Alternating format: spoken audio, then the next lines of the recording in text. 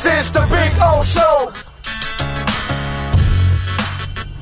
This is the Big O Show. Scott Paula says, I just hope the offense can pull off all these new plays. It seems like a lot of a little subtle stuff that fakes and timing, especially since all the plays start off the same. Yes, well, that's kind of what smart play calling is all about. That it all originates from the same formation, but yet you start doing different things out of each of those same formations. That way they can't game plan that way it's harder to game plan for you because they see the same look, but out of that look, they know 4 different plays can come out of it.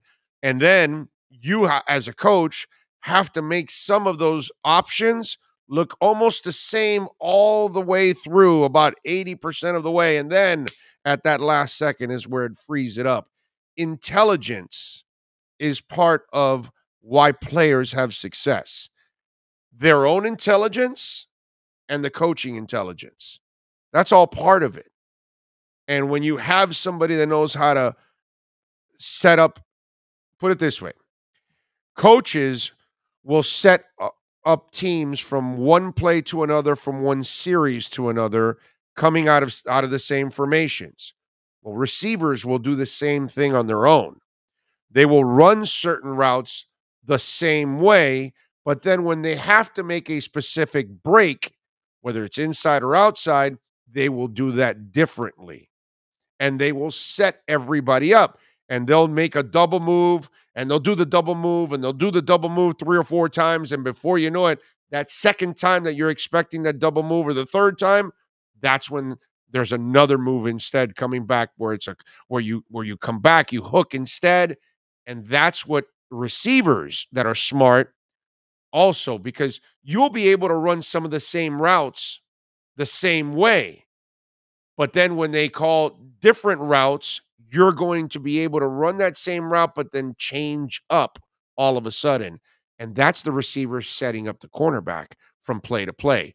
So quarterbacks do it with their visions. They move safeties over, or they obviously throw to an area where they know somebody's going to be open, but then they keep feeding them. And then before you know it, they get the safety to bite, and boom, they're going opposite. Intelligence is all part of football. I get it. They're all physical. They hit each other. You feel like they're all like Neanderthals and all that stuff. But those are the guys that end up falling by the wayside in the NFL. In high school and in college, you get away with talent, because usually you're more talented than the guys around you when you're a star. Once you get to the NFL, everybody's a star. And there's very little difference between them. Technique, intelligence, all of those things come to play. Last year, there was no intelligence inside that offensive coaching staff of the Miami Dolphins. And I kept pointing it out all year long last year that there was no coaching on this team, and it was killing this team. There's no creativity, nothing behind it. Watch now. Things will change. And it's going to make Austin Jackson look better than what he really is. It's going to make Liam Eichenberg better than what he really is, because it's part of intelligence. Because you are now thinking for the player and helping him set up. Because a player can't think for 11 guys. A coach has to. A coach has to design the play for 11 different people to do their jobs. But the left guard doesn't have to worry about what the tight end's doing. And the tight end doesn't worry about what the Z receiver's doing or the X receiver's doing. But the coach has to, because if he doesn't design it right, and if everybody doesn't do their job, then something gets disrupted, and then the play ends right there and then. So intelligence is all part of football at this level. It's all part of basketball. It's all part of hockey. It's all part of baseball, because all these cats are super talented. But your talent can only carry you to a certain level and a certain level and a certain level. And then we get to the point where you now got to add the other part, the intelligence, the work in the film room, making sure that you're training the right way, you're eating the right way, so you can get an edge in everything. That's life, dude. Slomin's is getting an edge on their competition. That's why they're one of the best alarm companies, in the world. That's the idea. You've got to find an edge so you can become better, and you got to figure it out. And intelligence is all part of it. And that's why I truly feel when I'm looking at this staff now, dude, Darrell Bevell as a quarterback's coach forgot more 10 years ago than Charlie Fry still doesn't know. How are you going to compare Charlie Fry, who's never, ever coached a quarterback? Meanwhile, at the NFL level. Meanwhile, here's Darrell Bevell coaching Favre, Farrat, Tavares Jackson, Brad Johnson, Matt Hasselbeck, Russell Wilson, Trevor Lawrence, Matt Stafford. Charlie Fry had never coached anybody in the NFL. How the hell are you going to compare that? You don't think Darrell Bevell learned something from Matt Hasselbeck?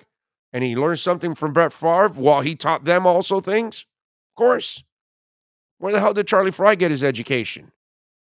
7-on-7s? High school? Get the F out of here, bro. You're at the highest level. You need intel at the highest level. That's what Darrell Bevell's been about. That's what Mike McDaniel's been all about. So I just think that the Dolphins are taking their IQ in the coaching staff to another level. That alone will win players over more than anything else. You cannot berate Liam Eichenberg all year long. You got to find a way to coach him up and teach him and then give him positive reinforcement in order to get better. You just can't beat people down. That's just not human nature. Says we're going to tune you out. You get home and your wife is a nag and a nag and a nag and a nag and a nag and a nag and a nag, and you're going to say, man, I got to leave this bitch.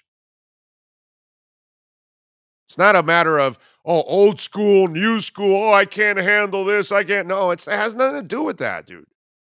You can't go to work and your boss is a jerk every single day. At one point or another, you're going to say, I can't take it. I got to get the hell out of here. And that's you can't have that kind of environment. Why? Why is that environment existing? Because you're failing. Because you can't figure things out. Because the offensive line never gets better. Because the running game never gets better. I truly believe this. And I know some of you are going to disagree with me on this one. Because last year they had some success.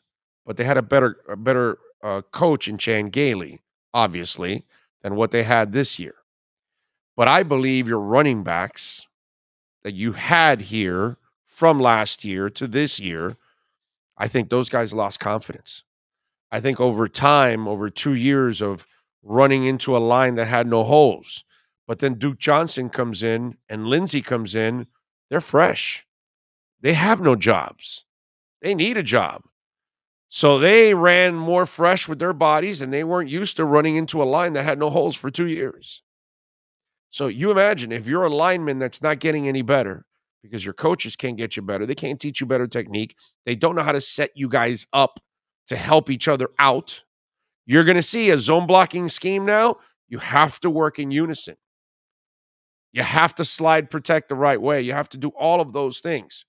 So if you don't have somebody setting you up for success, that beats you down. So physically, you get beaten down because you're not having success. Mentally, you get beaten down because the other guy on the other side is better prepared than you are. Because his coaches have prepared him for every scenario possible. You, on the other hand, are not prepared for every scenario possible. And they just keep telling you, go ahead, keep working hard at it, keep going, keep going. And then you hear the O-line coach last year, and he had no answers. No answers. There's not a Dolphin fan that I met that after watching a Jean Lampierre interview was like, this is the guy coaching our O-line? This guy has no answers for anything.